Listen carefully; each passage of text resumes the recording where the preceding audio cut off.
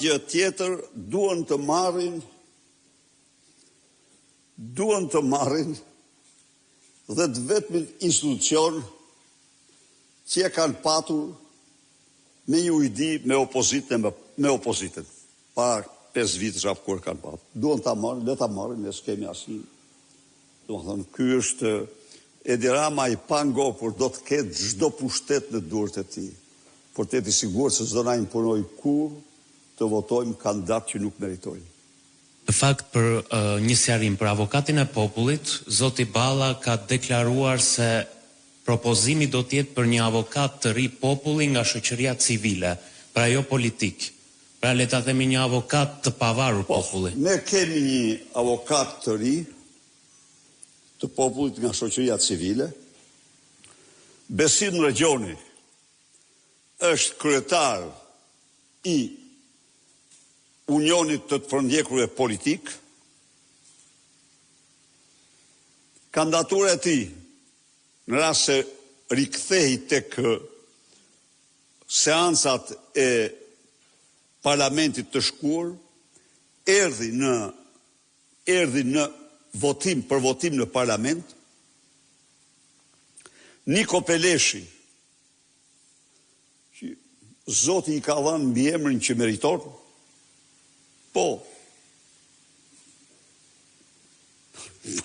çfarë them unë për te? Edhe duhet një gjë çka vjen prej Zotit mirë se ardh, duhet thënë. Ta diskutojmë pak, tha. Mos ta votojmë, ta diskutojmë pak. Dakor, i thamë, të diskutojmë. Dhe çfarë bën? As që u diskutua dhe i thamë që vetëm këtë kemi kandidat, këtë prandaj hidhen votim. Nuk e hodhën votim. Kështu që në ligjin e parlamentit, zotin Rexhoni duhet të hidhet në votim në seancë parlamentare. E pranojnë se pranojnë, atë unë nuk mund të them, por në votim duhet të hidhet në votim. Donë ta marrin dhe atë avokatin ta marrin, s'kemi kundërshtim.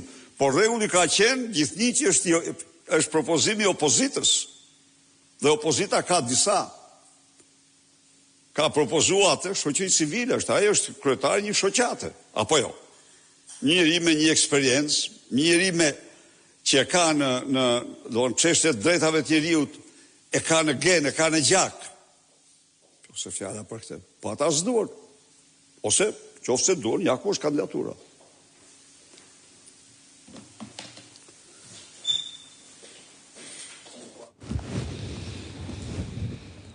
Ishte kjo fjala e kryetarit të Partisë Demokratike